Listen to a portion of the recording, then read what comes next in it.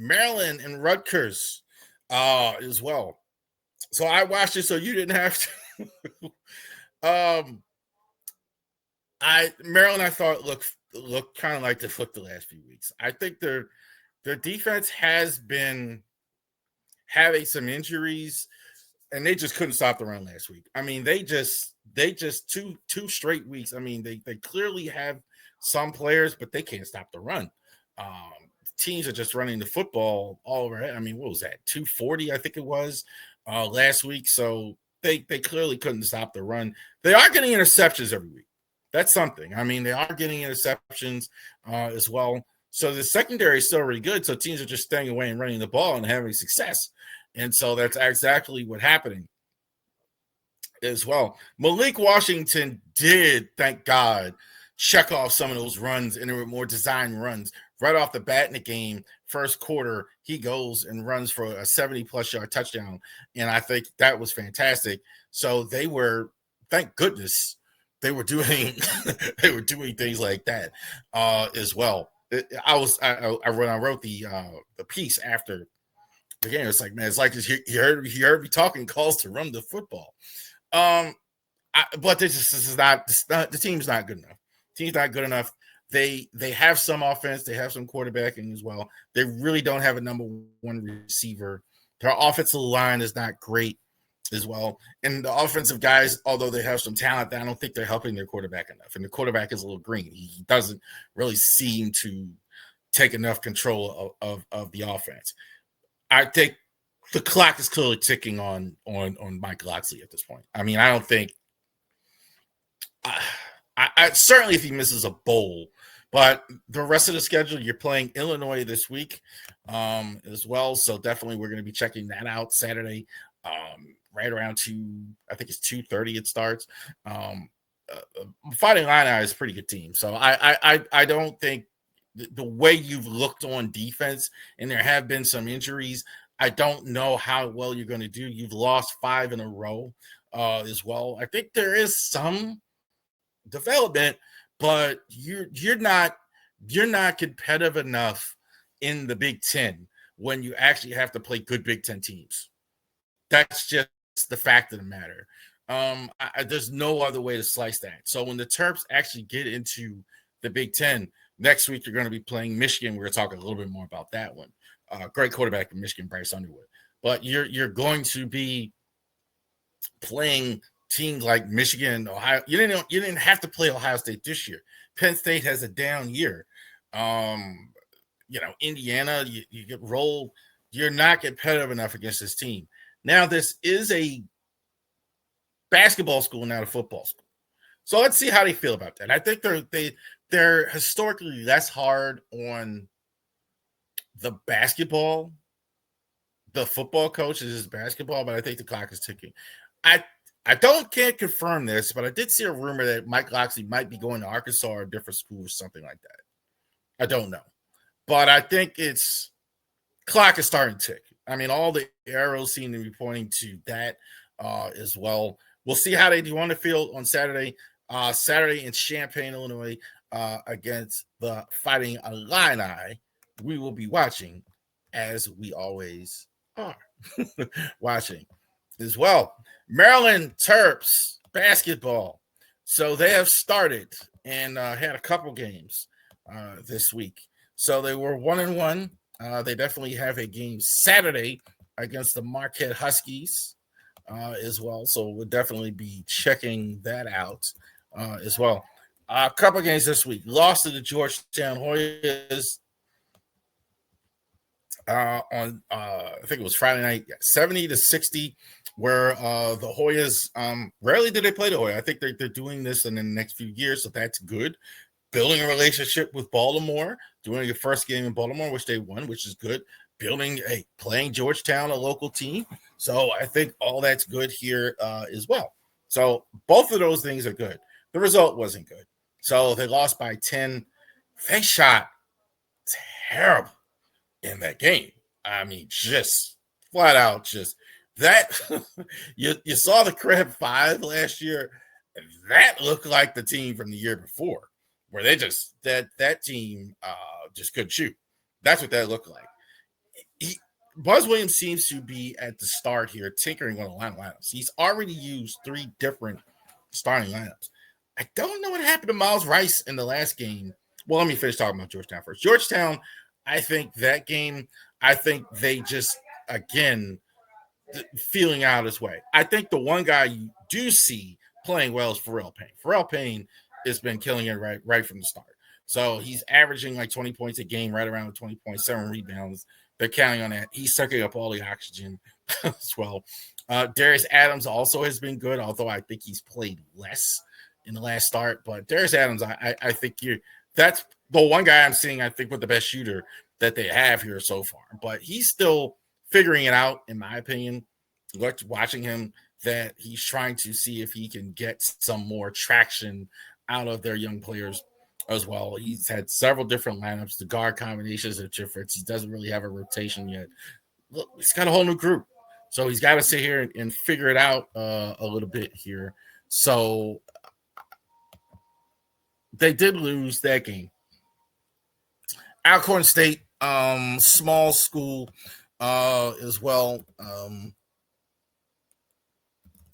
Alcorn State, small school, did go ahead and play. They've actually played them a couple times here. So I do think that's a bit of a strange thing that these two teams are playing so often as well.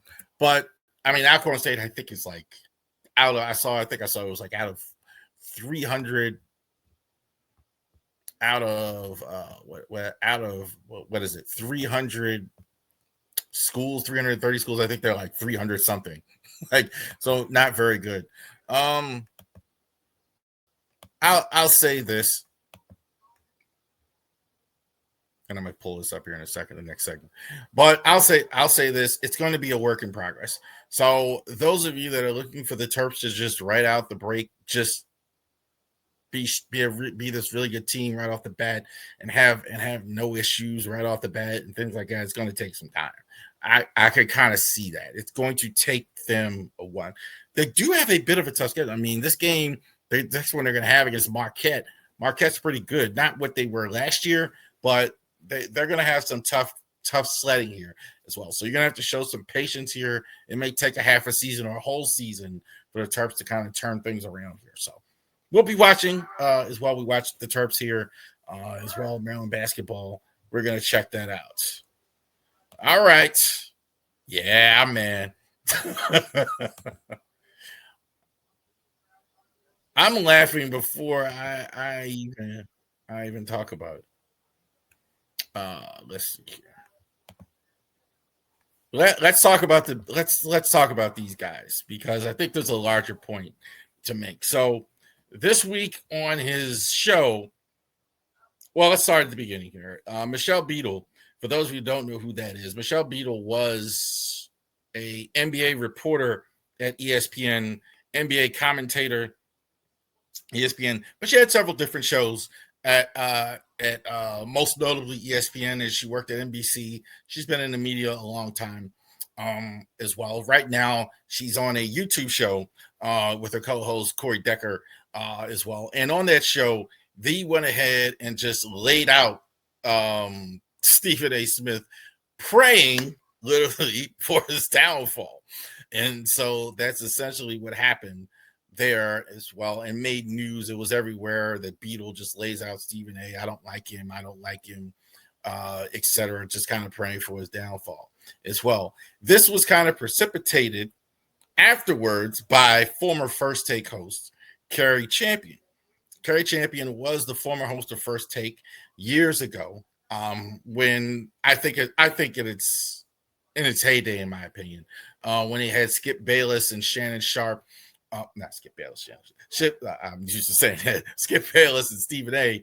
were hosting on Stephen A. Cari Champion was one of the moderators, their first female moderator, I believe, is memory serves me, before Molly got there. So she was one of the ones there as well. She makes a video coming out against Stephen A. Smith, saying, "Well, where is your energy? Why aren't you yelling at her like you do? Why aren't you yelling at this white woman like you always these black athletes, et cetera, et cetera? Why aren't you doing that, etc. So she comes out and makes a video. Definitely check that video out as well. If I had more time, I would show it as well. We're going to show this one here. But also, too, so Stephen A. on his Straight Shooter podcast, which is political show on Sirius XM and on YouTube, he comes out and just flat out ethers Michelle Beadle. And we're going to go ahead and get to that here in a second.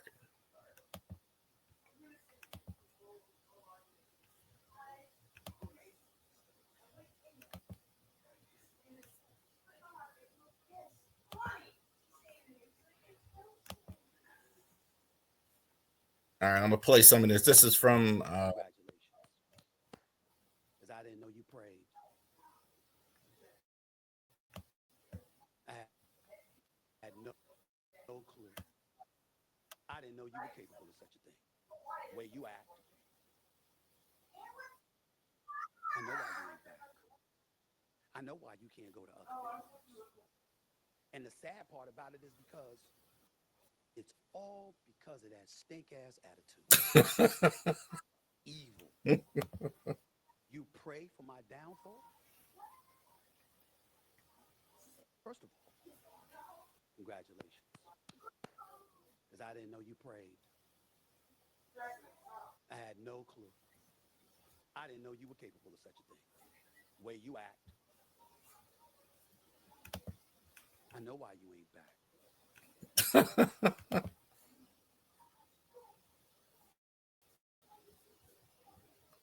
So that's what Stephen A. part of what he had to say. I think I'm gonna pull up another one here.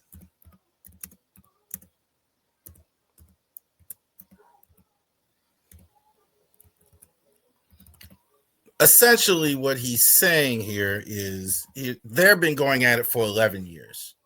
So they've been going at it for a long time. They both worked at First Take. He starts out and says, very, very funny, I don't know you. I don't know who you are. Right. And this has been going on for a long time in the media with these two media personalities as well, with Stephen A. and Michelle Beadle going at each other the way they've been going at each other. Go ahead, so what is it now? I got 10 more minutes. Huh? What? Is there school tomorrow? Yes, there's school tomorrow. I'm still recording here. Oh, I still got 2 more minutes. All right. So, but they've been going at it. Daughter's asking about school tomorrow. So they've been going at it for years as well. Couple things here. Beadle, I've never been a big fan of Michelle Beadle. Not for any particular reason, or I don't know, obviously, but I just wasn't a fan. I just wasn't a fan. I thought, like, watching the NBA, I kind of see her as on the NBA show as well. I think she did with that. I think she did that. I didn't like her as much as on the ESPN show. I haven't liked the ESPN show as much as TNT anyway, but I didn't like her as much on that show as I did Rachel Nichols. Great. I didn't like that. There was that there in her prime. She was really good. And also Maria Taylor, I thought was Maria Taylor. Clearly she played ball. So I thought they both were really good. So Beadle, I was never as big of a fan. I mean, maybe some people out there like Sports Nation or whatever.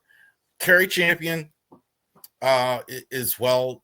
I think Cari Champion didn't even realize kind of what she was saying or would get so much attention as well. I don't think she likes Stephen A. as much as Stephen A. thought. This is kind of what men and women kind of go through sometimes. Like somebody doesn't like you as much as they thought. I really heard Jamel Hill's podcast here recently kind of talking about that. And I kind of got the vibe for a while. They're like, maybe like she doesn't like Stephen A. as much as he sees her think. I think he really seemed to be hurt about that as well. Stephen A., let's talk about that. So on the feed, on the Facebook, on the Twitter feed, that's like Jason Smithberg, who's in our Driving the Trap Productions crew, doesn't like Stephen A. He kind of lit him up pretty good, I think, on the Twitter feed as well. That he's an a-hole or whatever. Okay. I must say this about this whole thing. whether people admit this or not, there's a jealousy towards Stephen A. Smith. That's just true. I mean, whether people don't like admitting it. Look, we're out here right now doing sports talk. He's getting $20 million, and just people are just jealous of that. And that's what kind of came through during that whole thing. Beadle was a big deal at ESPN. I think, look, the people say downfall fell. It's very, very hard to have what he's had in media. It's almost impossible. So overall, she's been a success. I'm not saying that, but clearly it's jealousy. There's nothing else there in terms of that. Professional jealousy. I think it's professional jealousy for Cari Champion. I think it's professional jealousy for Michelle Beadle. I think they want to sit in the seat that the guy is sitting in. All the stuff about he's there because he works hard and all that other stuff. Yeah. That's exactly right. The man works. You can't say that. I don't care what anybody says. I'm not as big a fan of him as some people think I am at times, but I am certainly a fan of the work ethic. There's nothing wrong with that in life. Sometimes that's all you got. Working hard, sticking it to the grindstone, putting the effort in. I'm doing one show a week, 1 hour a week here. Maybe, I'm doing after the game or off season. We're going to get back to doing some interviews, but man,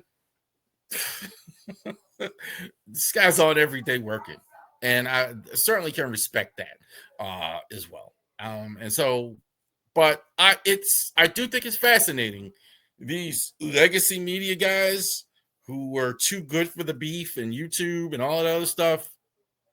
They're kind of leaning into it now. We've been talking about this for days. Beadle and that.